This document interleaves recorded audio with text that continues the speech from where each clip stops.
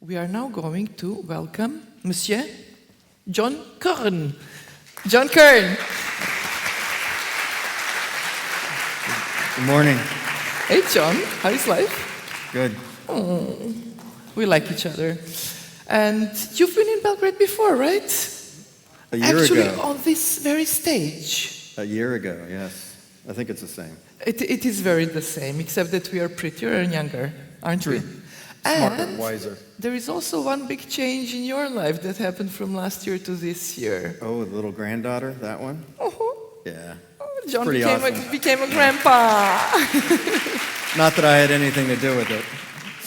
And last year you shared something very interesting with us. Actually, we had a quiz and the audience had to guess, but because there are lots of people who were here also last year, who are here from last year, we won't do the same quiz again. But the question was, pay attention, what is the connection between this photograph and Toblerone? I think that was the question, right? Would you like to share it with the people who do not know that? Well, do you know the Toblerone bar? Swiss chocolate. It's got a logo. I think you were the one that might have come up with where is that mountain from.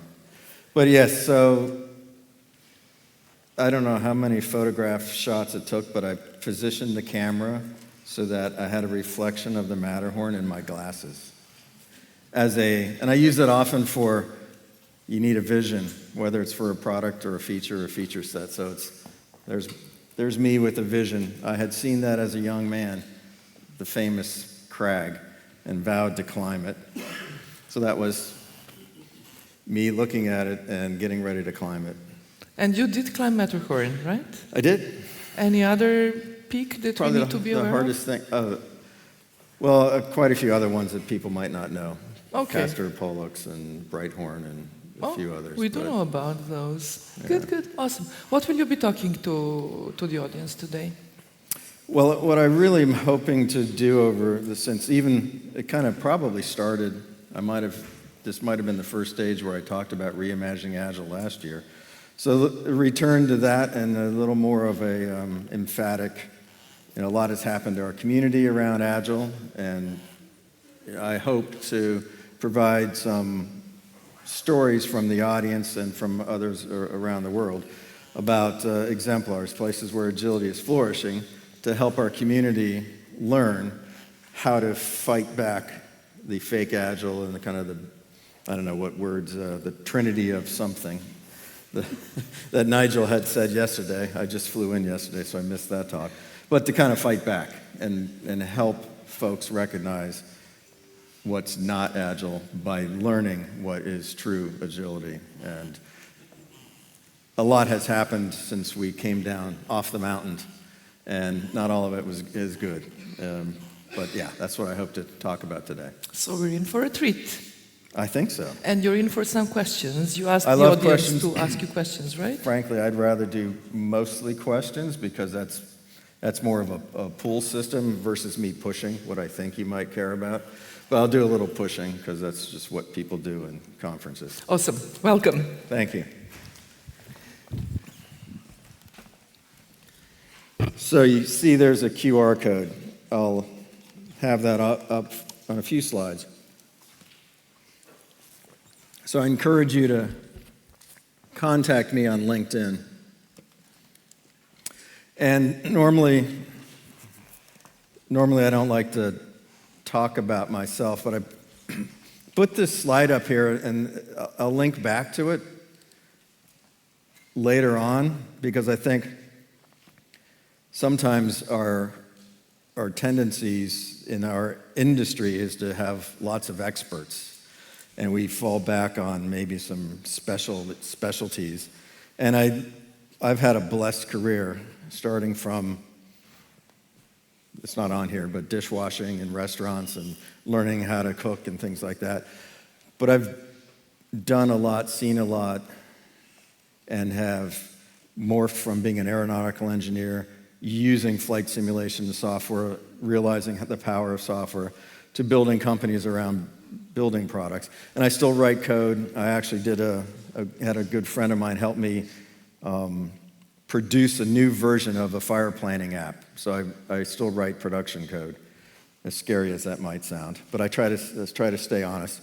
But anyway, it's really important to realize that there's a lot more to life than maybe being just pick your role, UX or Scrum Master or you name it. So that's the reason I put this up there, is it's a wonderful world that we're in.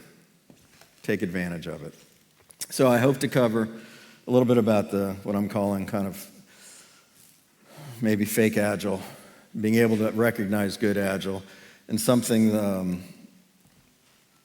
calls to action that I think we all can do, and a little bit about the Reimagining Agile. Because for me, a phrase that I like to use is Agile is necessary but not sufficient. And do those words translate? Necessary and sufficient? Because it's not enough. Like just to do Scrum, that's not enough. And I also want to point out, this is just my ideas, right? I might be wrong. There's been a lot of Agile bashing over the years. People even saying Agile is dead. But most of the time when you see that, it's non-Agile. Everything they complain about, like, well, that's not Agile, that's not Agile. A lot of times it's maybe process gone wild. People complaining about things that really aren't Agile at all. So I think it's for me,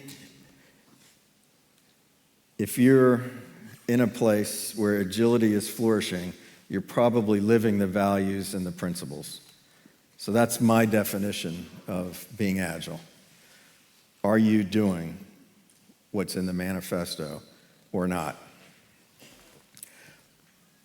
Agile is probably the simplest, since it's only 4 bullets and 12 principles, it's probably the simplest thing to read about.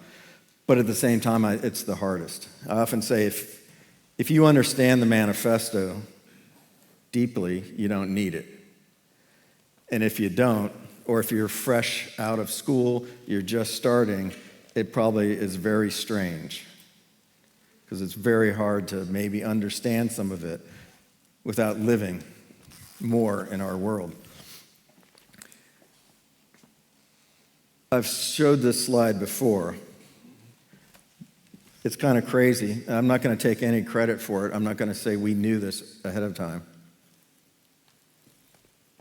Because you have to think, all we did was meet, talk about things, drink beer, or drink other things, talk some more, ski, and we came up with the 4 values, and then the principles later. It's crazy that the most important value, in my opinion, is the first one, and I don't recall anybody arguing about order. I think it might have just been accidental, or provenance or something. And the way that we phrase that preamble up there is it's active. It's not past tense. It's not, we've come down literally from the mountain and bestowed upon the peons some wisdom. I still struggle with doing Agile well. It's not easy. I still learn. So I think it's really important to recognize the humility that was there. And the values themselves, I think, are very pragmatic. And this over that, that's lovely humility, but also probably the hardest thing, because it requires you to think, because it's ambiguous versus Scrum or SAFe or things that are prescriptive. They tell you what to do. There's no right or wrong. There's just a matter of degrees. Some places you might have to be more documentation-centric about certain things. Anyway, that I find is, in hindsight, I'm not going to say we were smart enough to maybe think about it this holistically. But the values and the principles themselves, I won't go, it'd be fun, and it is fun. And if anybody wants to do this as an exercise, you can maybe pick something every week or every month to have a retro with your team on. Hey, are we living the values? Go talk amongst yourselves. And if you want to invite me for some of them, I'd be happy to get on a Zoom with anybody anytime and talk about any of these with your teams, because it's a lot of fun. So, as I said, when I see folks saying Agile is dead, 100% of the time, when I look at their, let's say, their complaints about Agile, it's all non-Agile. And if you don't recognize that, I hope to encourage you to realize a little bit more about what agility truly means. And I think so often it's the opposite, at least the way I practice, what I would call a more narrow approach. And some people might call them like the process police.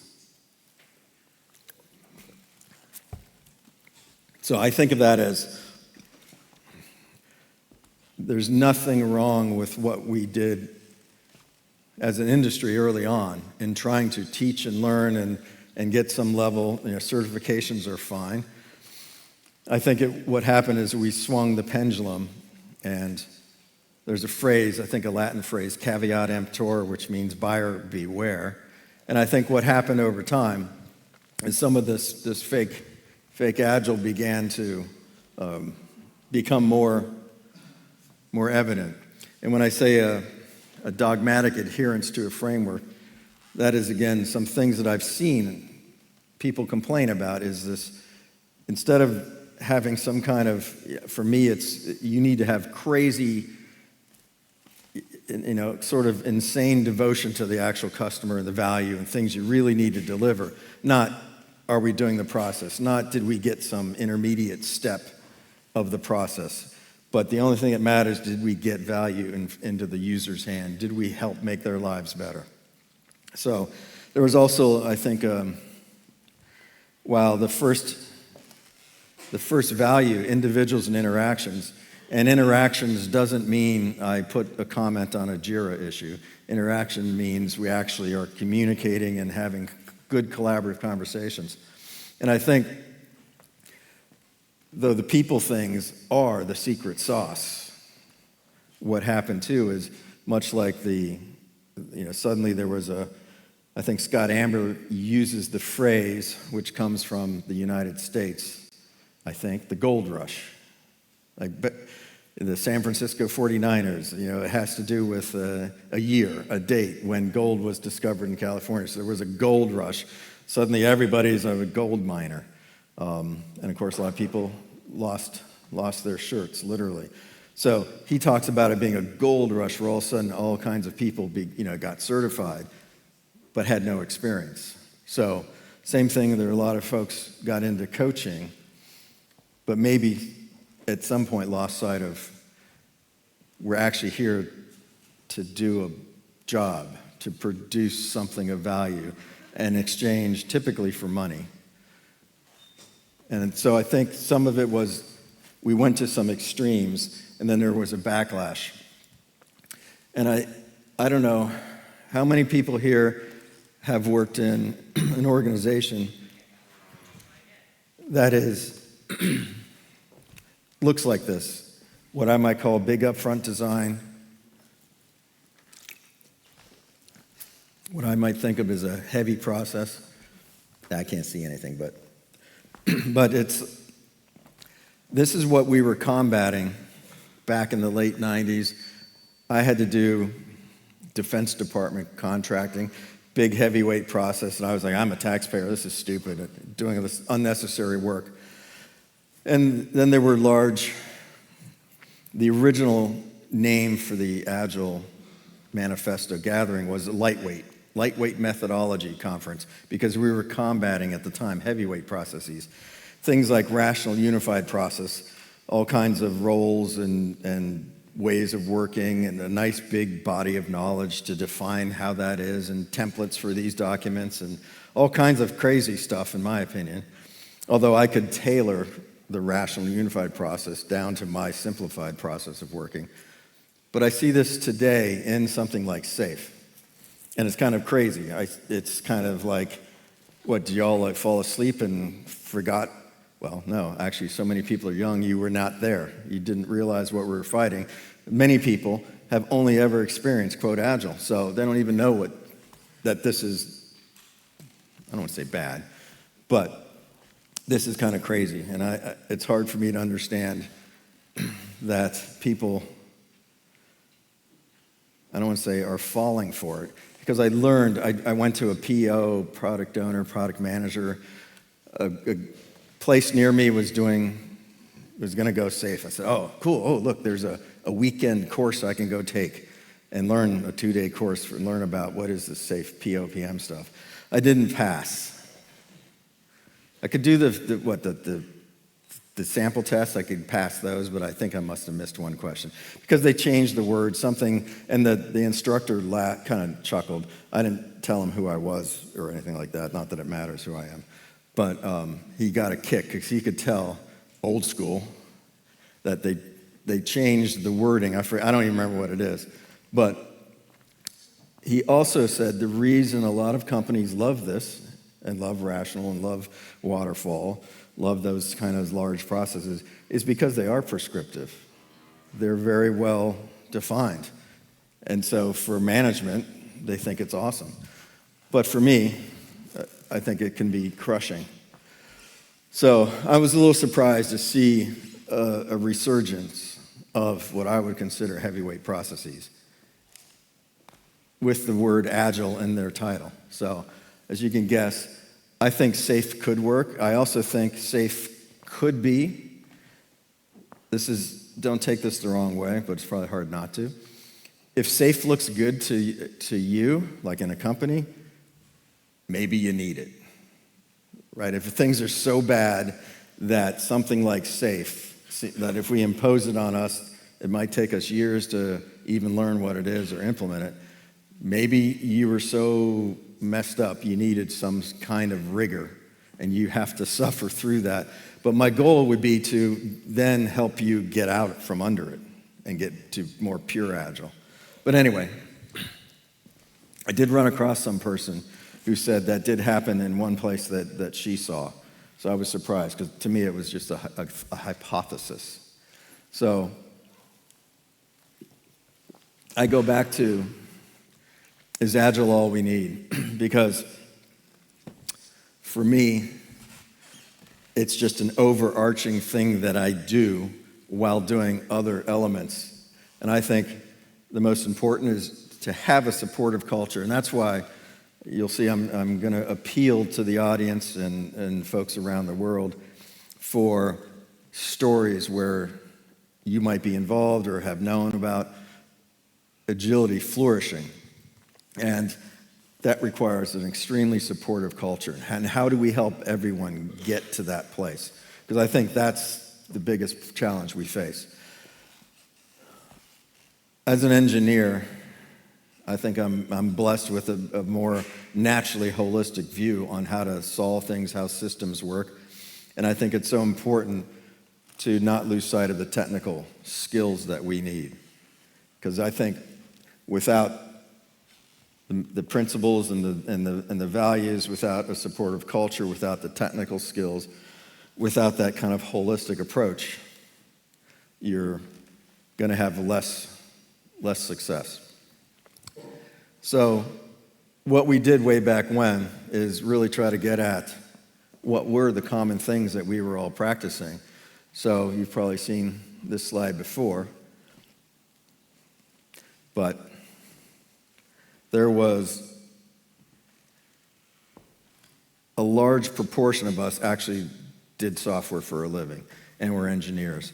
So we didn't have to put that in the manifesto, right? There's nothing in there about process. There's nothing in there about Scrum. There's nothing in there about certain technical skills. There's a lot of hints in the principles about technical skills. But so for me, I've been doing this for a while, and there's the Matterhorn, there's the Toblerone bar. For me, this is kind of under the Agile umbrella, this is what I do. And it's recursive. So it can work whether it's the whole product, it can work whether it's a feature set or even a feature. You need to have a destination, a vision, an expected outcome, something, a flag on the hill, you name it. You have to have that vision. And the reason is you have a couple choices of how to get things done, right? If we just plucked a random 6 people out of the audience and someone gave us something to go do, even if it's something that none of us have ever done, we'd figure it out. Like we'd understand the vision, we'd use all of our brains to try to figure it out because there wouldn't be any sort of prescriptive, templatized, role-based. I mean, I want to say the past couple of years I had to look up, someone used the term RACI, R-A-C-I. I was like, what the hell is that? So I like being ignorant about some of these things because there's some crazy thing about losing the fact that we humans will actually come up with appropriate process at the right time if you let us do it. So instead, we tend to compartmentalize, we tend to think we can turn it into a factory, we tend to think on a much simpler level. And certainly some of what we do can be handled by that, but if you don't have that vision, if you don't have everybody in the room understanding where we're going, I submit you're going to be less effective. I want every brain in the room working with as much of the vision and direction we're trying to go. I've had management question, why am I bringing a young, maybe fresh out from college, maybe less than a year, why do I bring Patrick into the meeting with the pump manufacturer to discuss some new features? Can't you just tell them what to do, John? Can't you just gather everything and just tell them what to do? Sure, I could, I guess. But it's not nearly, number one, you need more people to learn. This is part of what we do, is have discussions with the client. Number two, that's presuming I hear everything the same way Patrick might, even though he's just a year out. Turns out I have a lot of good stories about Patrick. But that's the reason, is you need to have everybody on board. You need to make sure at every step of the way, whether it's a UI, whether it's coding, we all understand where we're going. Because the other thing that often escapes us is doing too much work up front to too great of a detail, all right, all heavyweight, and too far in advance. That's probably the biggest sin that I often see going on. And the idea here is, you'll see the word just enough, because gathering requirements, that literally was for one of the world's largest paint manufacturers. We got to make we brought the development team to the factory and took over some of the rooms. So that really is it was like a board from the 1950s. It was cool because it was like metallic and you could put magnets on it, and it was a crazy thing. But that could be in Jira or it could be analog, and there it was analog. And literally, you can guess it's a stack ranked. They would come in, that last yellow sticky note was probably I ran out of index cards. But that's as deep as it went. Come in, they've got an idea, we talk about it. If it's relatively boring, just add it to the list. And I don't care to know more because we've learned enough. It's not scary. It's not going to materially affect the domain model. And the domain model is super important. How many people here even know UML or domain modeling? Good. It's not like 2. So maybe, I don't even know if it was 10%, maybe 20%. But for me, the domain, the language of the problem is what we're trying to solve. Domain modeling makes us use common language because the more that we can communicate more effectively, the better off the end results. The just enough architecture has to do with, is there anything that scares me? I've done real-time, man-in-the-loop flight simulation for F-14 flat spin training on a centrifuge that puts them through -6 G's eyeballs out. Okay. The aero model has to run 20 times a second. Okay. That sounds like performance. But a lot of times, the firefighter app, I don't need that kind of speed. I just need reliability. So you have to match and do just enough architecture to know if you're going to be able to meet the needs. And you don't want to overdo it. That's the other thing. You don't want to go crazy because you might not get to that 10,000 transactions per nanosecond that you hope to in 2 years. So don't design for it. So the key is just enough is the hardest part of being agile, because there is no right or wrong answer. You've got to use what I would say you're more of an engineering approach. So, and this is all done on top of, again, the agile mindset. So this is, for me, super critical. And along the way, the just enough is allowing you, and I like to say, to be lazy. Sneak up on the answer, don't do so much. You never get that time back. How many people here think they're working in a place that maybe has processes and documentation that's excessive? Okay, there's a handful, maybe not. I would expect, it's great that not everybody put their hand up. But who knows what excessive means? Excessive means, what if I could have delivered half of that documentation, would it have worked? And that's the thing to try. That's the thing, like, be lazy. Do less and see if you still get the same result. Because you can always do more. If someone said, I don't understand this, can you sketch out a UI a little more? Or whatever. So this is one of my strengths, is being able to, I often say, I can outsmall anybody.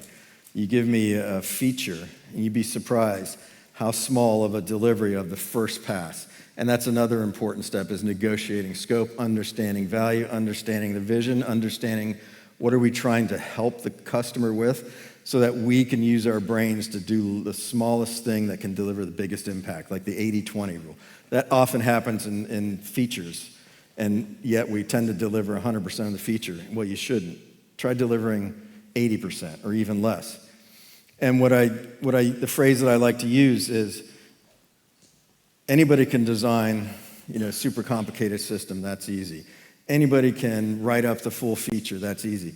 What's harder is being able to get at what's the most impactful thing I can deliver as soon as possible and get that feedback, which might say, do the next thing that we were thinking of doing, which is great confirmation. And that might not, which is also good confirmation. Good, we didn't do extra. We didn't over-design. We didn't over-produce.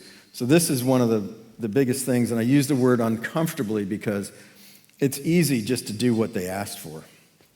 It's much harder to have an actual interaction, conversations to get at, well, can we deliver slightly less than that? And I say uncomfortable is because if you don't feel uncomfortable, if you don't feel like, I'm almost embarrassed to give you just a little bit, you're probably doing too much.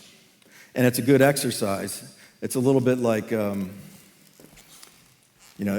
Musk is a nut about cutting weight or trying to reduce complexity, taking something out of the design. And if it blows up, okay, I guess we took too much out. Put it back, put a little bit back in. But if it doesn't blow up, if you do too much, you might never know, and you'll never get that time back. So that's a really important and hard thing to do. And this goes along with, we don't know as much as we think we do. Therefore, we tend to deliver more than we need. So being humble is about recognizing the fact that we really don't know as much as we think, yet we proceed as if we do. So you need to take that ego out of the equation. You need to be much more in the shoes of the user and even know their world better than they do. And that's where I've had my biggest success, is actually being able to to embed yourself, learn more about them than they know, and don't think that, the phrase is the customer's always right. They might be, but a lot of times customers will express the need, especially I've worked on a lot of SaaS apps and building stuff with longevity, so you get customers that have been using your tools for a while. They will often describe new features in terms of how they think your program should be changed. While that might be helpful, that's not the requirement. And you need to dig. You need to get beyond that. So being humble is super important. So what's next? Switching back to something I mentioned earlier, our community has taken a big hit. I think there has been backlash. There has been some maybe recognition that, all right, back in the day, maybe we needed a bunch of folks to have that gold rush into our community and provide some skills that we were missing. But now it appears that some companies have right-sized, have laid off big chunks of people. And I am so blessed to have been fired from a job that I thought I was possibly the best thing that could have been going on at this restaurant where I worked up from dishwasher to pot washer to cook. And then suddenly all the other cooks that were there were gone.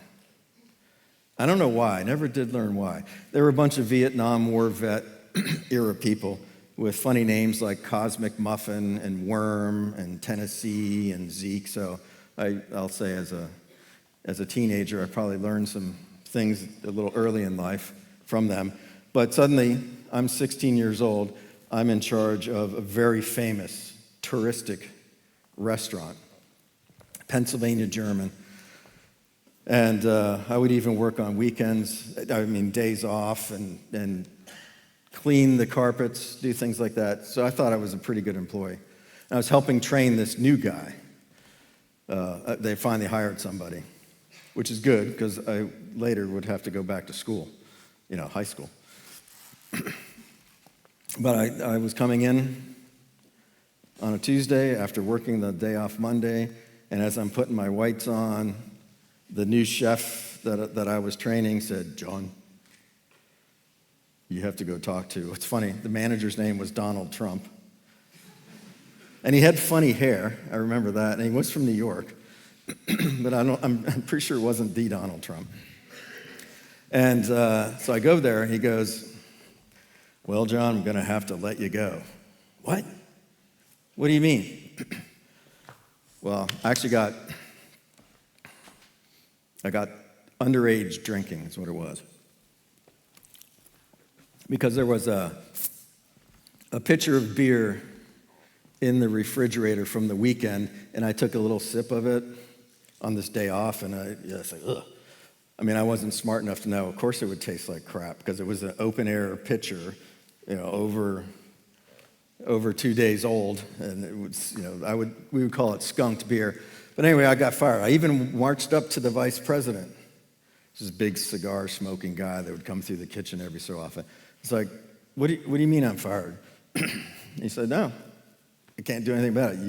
You were caught," because I didn't dump the glass out, so the cleaning lady told on me, I guess. And so I got fired. So I went home and cried. Then the next day I went across the street, got a better job for more money, and that life lesson was nothing's guaranteed in life. So I know how traumatic it is to be fired, even though you think you're providing value. So our community has taken a big hit, and to hear something like that, to walk in one day and get this kind of news is rough. So I'm hoping with reimaginingagile.com, being able to make Agile accessible to everyone, to help combat what I'm calling is the fake Agile, so that more people can push back when they see that kind of crap on LinkedIn, to be able to not be able to analyze it, question if it has value, if there's anything real in there, or is it just a really poor implementation of Agile and really bad ideas. So I think what I'm looking for, and I'll make an appeal to get what I'm calling exemplars, good stories to tell, because I think there's a lot out there.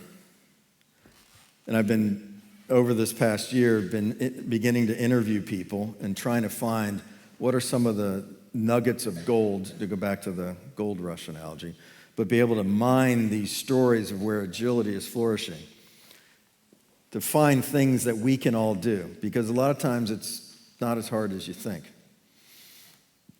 So I'm looking to help get from the community stories that we can share with other parts of our community. I'm calling them beacons of hope, because I think these stories can serve as ways to promote good Agile, ways to help people recognize what does good look like. Because for me, you can't read about Agile in a book. I mean, you can read a book, but you can't learn it from a book. You need to experience it. And the more that we can share what good looks like and what it might feel like, the more that you can, maybe be attracted to go to better places that work. So the stories can be uplifting, and then there's a little bit of what I'm thinking of a more research side of things, where as we discuss with the folks that are telling us about these stories, finding different, deeper things that are going on that others can try. Because it's not something like, well, we were doing Scrum and then we brought Kanban in and then life was good. No, it's not simple like that. It's what was going on in this organization to allow agility to flourish. And a phrase that we might use is, what were they doing to feather the nest to allow agility to flourish? And that's what I'm really after.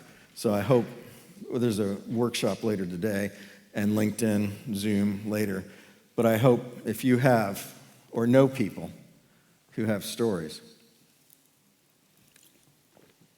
I'm all ears, as the saying goes. So from how do we recover from sort of the traumatic experiences that some of the folks have experienced in our community, going back to showing my crazy career path and all the different things I was able to do, I think that's super important, because you're working in an organization that's producing software. You might be able to ask to do things adjacent, learn more. Being fired, even though I thought I was, an awesome employee, just helped me realize there's nobody looking out for you more than you. And there's nobody that's more in charge of your career than you. And I think if you have a passion, curiosity, learning, it's a wonderful career to expand in.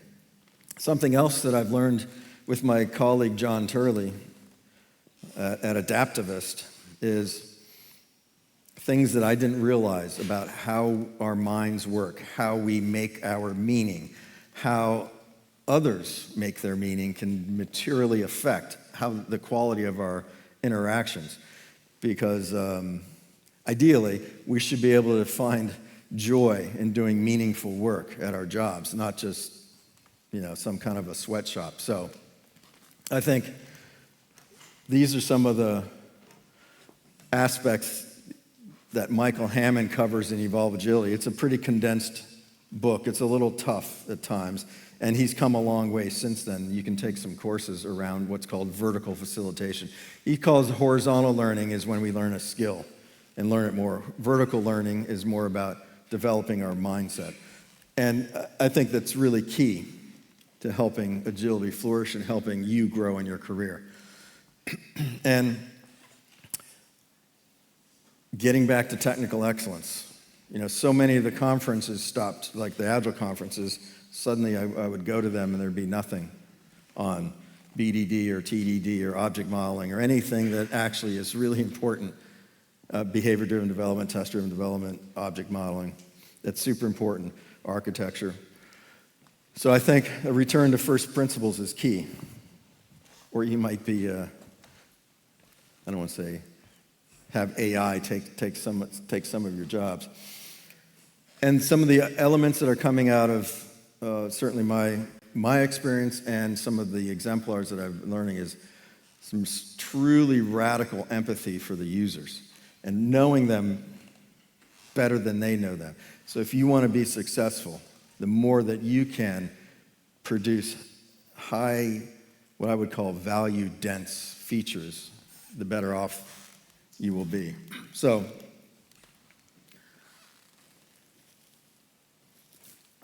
I will be having a workshop. Maybe a couple people might have some stories to tell where we can talk about exemplars. If not, we'll just talk about whatever we feel like talking about.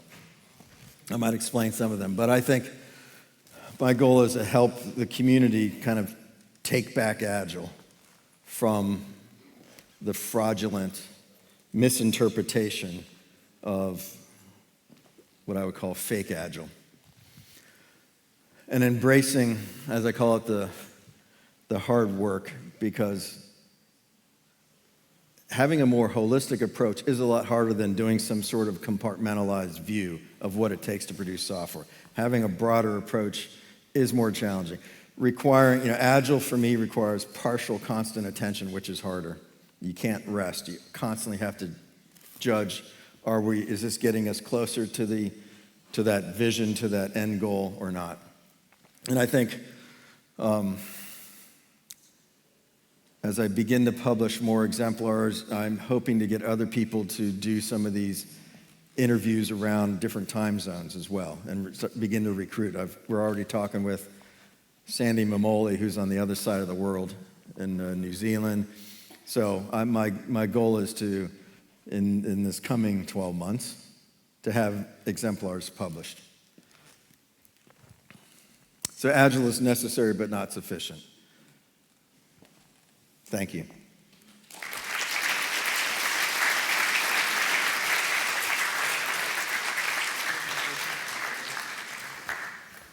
Jon, thank you so much. And believe it or not, there are plenty of questions for you. Surprising, I know, you were not expecting a single one. They're kind of shy. Yeah. You think so? Oh, I don't think so. So the questions are here. Do we start with those that have the most likes? Well, that's, I think, how it's supposed to work. Sorry? I think that is how it's supposed to work. So a question from Stefan. Okay. I just saw the word fake Agile. Say that you recognize that your company and the team are on the path of doing fake Agile.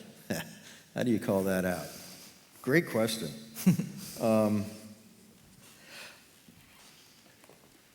I should do a little PR. I give away time quite a bit, thanks to Adaptivist. So literally, thanks to Adaptivist, get a little advertisement.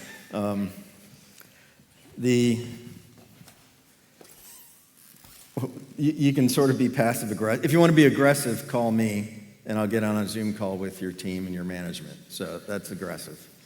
But still, I can be nice, really. Most people tell me I am. Another passive aggressive, that's a skill, is just begin to have retros. Well, this implies you can genuinely discuss each value. But that would be pick the most, well, this is funny. You could pick something that might be easy to talk about and get people comfortable with, oh, this is a cool idea.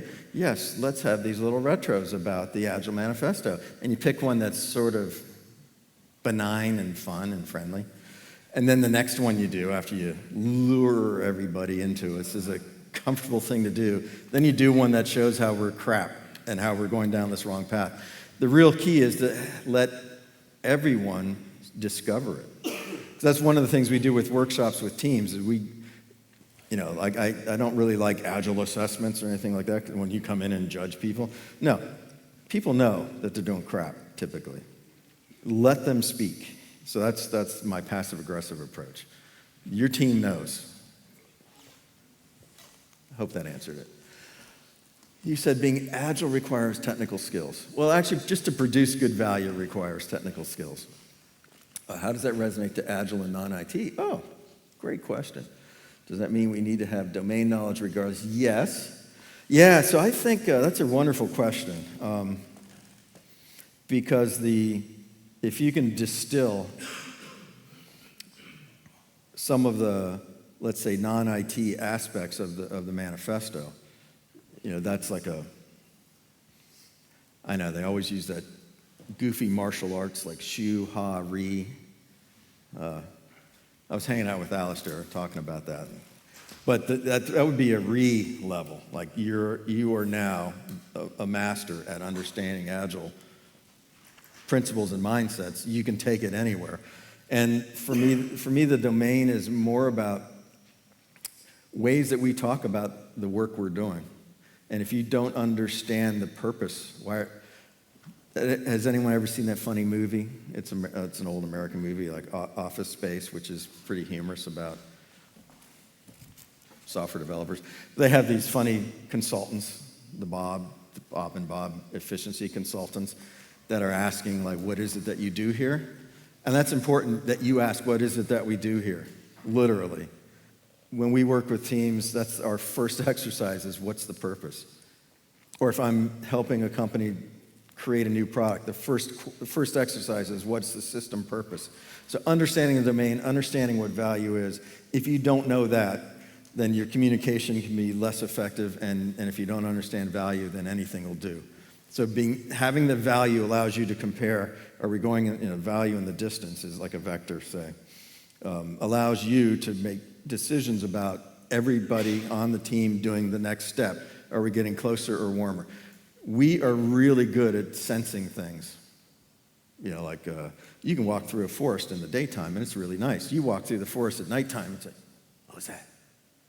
I don't know. It probably was there in the day. It's just scarier because our senses are deprived. So trust in your senses. And you can often tell if you're going the right way, if you understand the domain, if you understand value. So I think that, yeah, you can apply this in whatever realm that you're working in, non-IT as well. So say you recognize your company, we did that. How to strengthen those beacons of hope?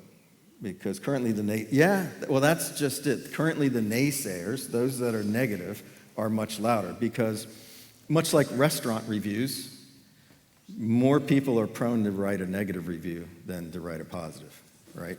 I think. Same thing with Agile and fake Agile. So I hope with the power of our community, the Reimagining Agile initiative, I know the Agile Alliance is getting behind it. They're certainly helping us. So that's why I want to help drown out the fake and get more people able to push back when they see it and have some place to reference, so to speak, have some weight behind it. Because, yeah, I agree. The naysayers are louder. And a lot of times it's click. What's funny is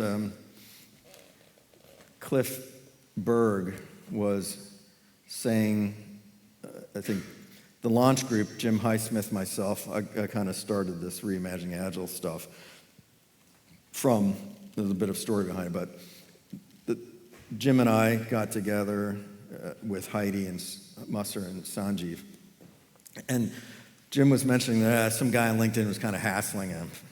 So I said, who? He said, there's, Cliff Berg. I'm like, let me look. Oh, Cliff. So I reached out to Cliff. Turns out, this was back in May, that I was going to a conference that Sanjeev was putting together, and I connected with Cliff, because I live like 20 minutes from here, let's go drink a beer. Problem solved, so to speak, right? I mean, there you go, there's communication, there's interaction.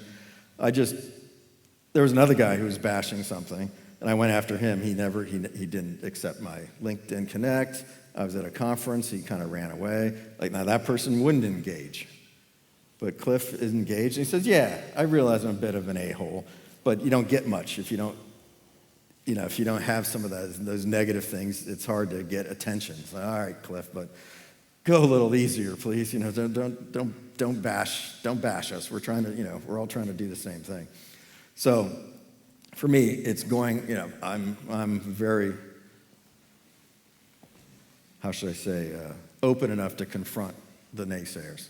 So I think more of us just need to be able to confront the naysayers. Number 4, how to strengthen those beacons of hope. Yeah, No, okay. which we did, sorry. Yes. And then number 5. Who do you imagine the future of IT and Agile? Oh, how do you imagine the future of IT and Agile? Number 3, how to cure the organization which already had enough fake Agile. Okay, this is, that's a great one too.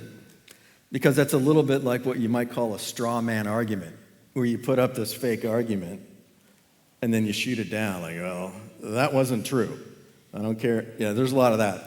There was a great article bashing Agile in the Register, and I just lit into it. Yeah, I would definitely debate with that guy. That would be fun. So yeah, that's a really good one. We tried that. Well, what do you mean that? We tried it. Well, what was it? So that would be another one where I would say the aggressive would be to invite me to have conversations to see what it is. And you can also implement the Agile Manifesto principles and ideas without ever mentioning the word Agile, because for me it's just a pragmatic way of working. So another mantra that I live by is better to beg forgiveness than ask permission. And there are plenty of jobs I should have been fired at that I wasn't, because somehow I've often felt that if you're always trying to do the best for the company, sometimes in spite of the company, you probably won't get fired. And if you do get fired, because management sucks. So for me, I would say if they have already had enough fake Agile, just work to define some of your current pains and then come up with ways to solve them. And that's some of the workshops that I do with teams. We actually get together, tell us how you're currently working, which gives a nice cathartic release of all of the bad things that might have been going on. And then allow the team to kind of get it out of their system, write it down, understand what the big pains are. Cool, let's build a new way of working. And again, you don't even have to use the word Agile. And you should be making a hybrid approach anyway. You know, if you had no better thing, yes, pick up Scrum, pick up Kanban, do it by the book. It's just like cooking. If you make the recipe the way it says in the book to start. But hopefully, over time, you get more nuanced. You understand that your context couldn't have possibly been known in the book. Therefore, you must build your own hybrid solution to whatever it is that your current pains are, to whatever it is your domain is, your context, because not everything's the same. So that would be another approach I would do, is to start documenting our current ways and propose some new ways and see if you can do it without ever saying the word Agile. Which question should I do next? The 5? last one on the list. The gold rush. How do you imagine the future? How do you imagine the future of IT and Agilists, and what will come after the gold rush? Yeah, we're a pretty young industry. You know, I came from the aerospace world, you know, aeronautical engineering, and a lot of those the industries are extremely mature. You know, structural engineering, all that kind of stuff.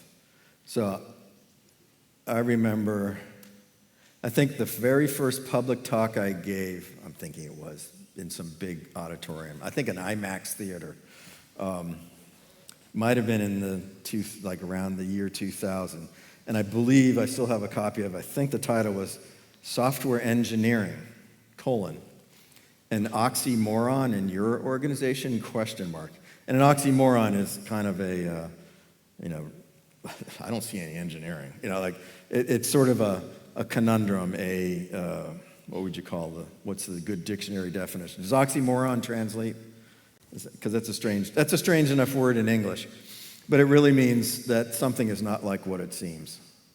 So when I asked, software engineering, there's not a lot of engineering going on compared to what engineers do.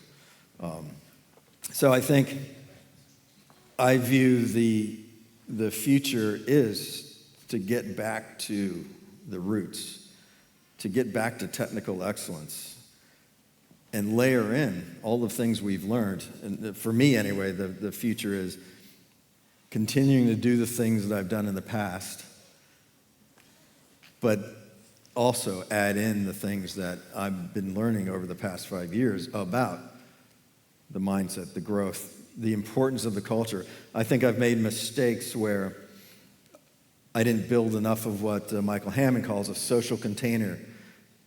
And we have so many opportunities in so many events that we do in our daily jobs where you can begin to mix in as you learn about some of this vertical mindset, as you learn about what makes people tick.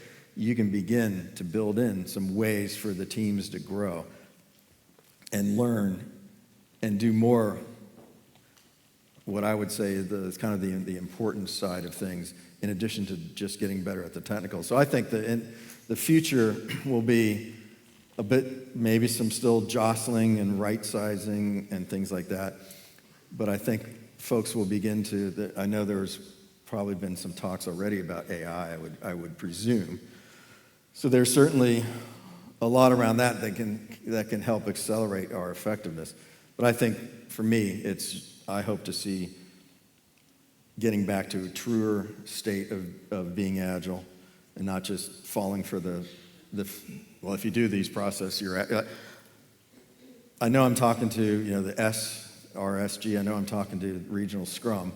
I remember the first time I talked to, I think it was a Scrum Day in Columbia, I had some slide that said, in engineering, you can put an equal sign with a slash over top of it, like it means not equals. I had Scrum not equals Agile, and I thought, ooh, that's kind of rude. But it truly isn't, and I know you all probably know that it's not just if we follow a process, we're Agile. No, that's just you're following a process.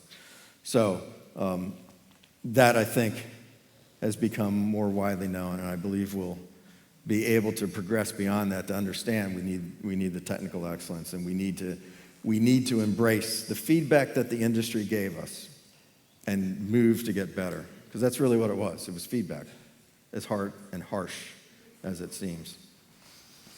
We have a few more questions. We didn't make it on the screen, but they're quite relevant and interesting, and we do have a few more minutes, so if you wouldn't mind answering also those. Are you fine, guys? Okay, I hear the excitement. That's it. So we start with a yes and no. This is going to be very quick. Ivana Božović asked, do we need agile rebranding? Agile rebranding. Oh, rebranding. Well, that's a marketing question. I don't think so. I think we just need, as someone points out, the naysayers are the louder voices. So I think running away from, I'm sorry, you tell me what you don't agree with in the manifesto. I'll wait, and I'd love to discuss it. The only thing that Alistair mentioned once was the welcoming change. He goes, no, I don't welcome change. I said, that's fun, I never thought of that. Huh. Yeah, okay, change sucks, but not really. I welcome change because if you build a kick-ass Agile team, which means you've also got a kick-ass Agile architecture and everything is rolling, I don't care. Like that board, the picture of that board with those, I could care less if someone comes and completely changes the order. That's true Agile, so yeah, I would not rebrand. We don't need to, I know Cliff has like Agile too, and there's probably good value in there. We nailed it. I'm going to stick with it. We don't need to change it. We just need to improve I know it sounds lame. You just need to understand it better. Okay, well, how do we do that? I don't know. Well, that's why I need help with Exemplars.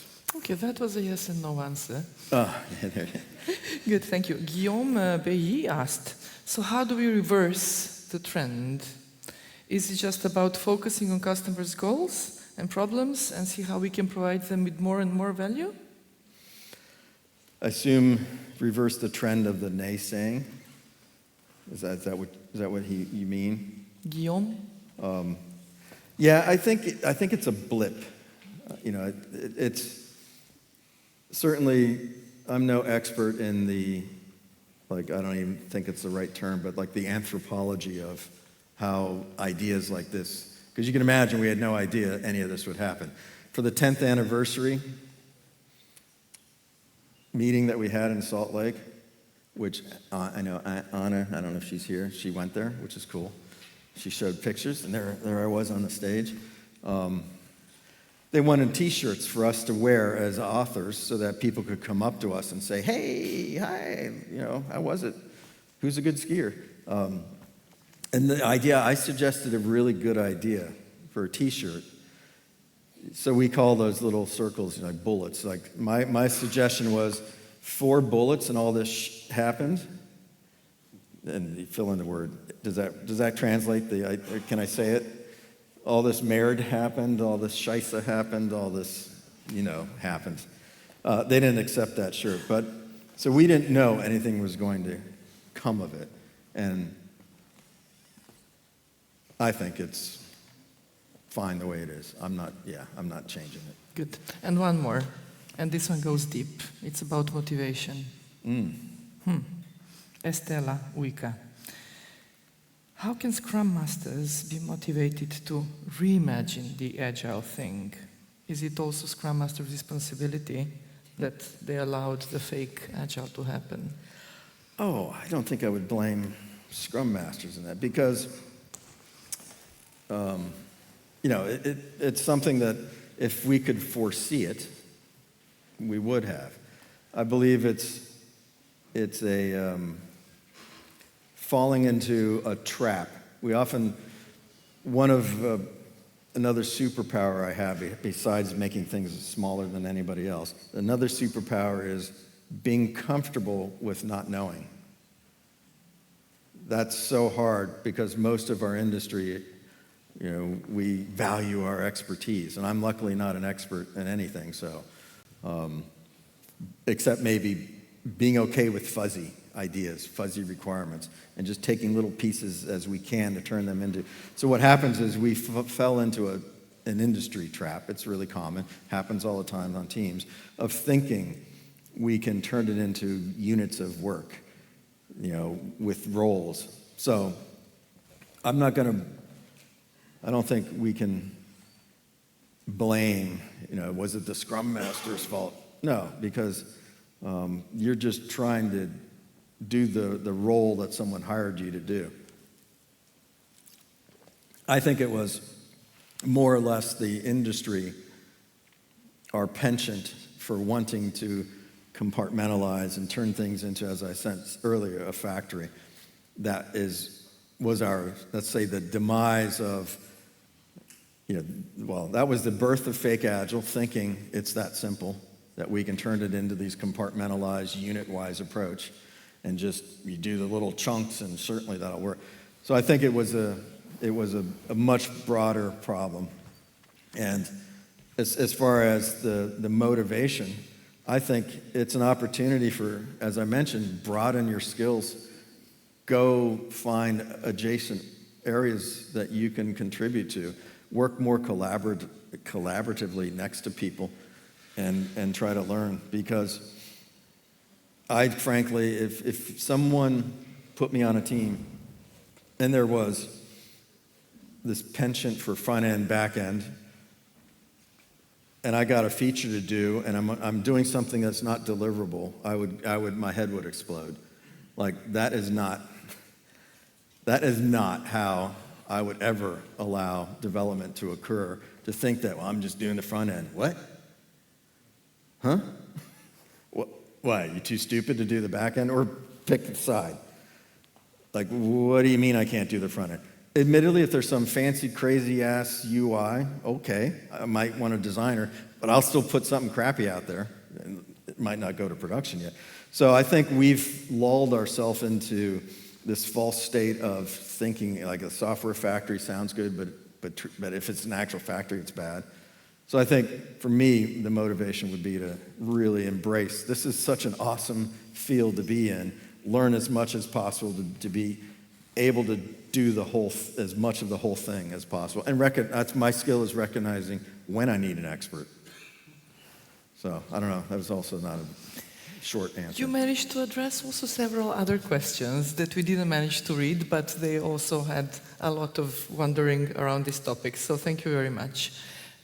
So you shared that you are going to deliver a workshop later today, right? Yeah, on the blue stage at the end of the day. And you made it clear how people can get in touch with you. Yeah, on LinkedIn. Yeah. Oh. Please. Oh, not Tinder or Grindr. What's that? Oh, yeah, well, yeah. I don't know. You might find a different Jon Kern. Okay. Okay, so we stick with LinkedIn. Jon, one and only, thank you so much. Thank you.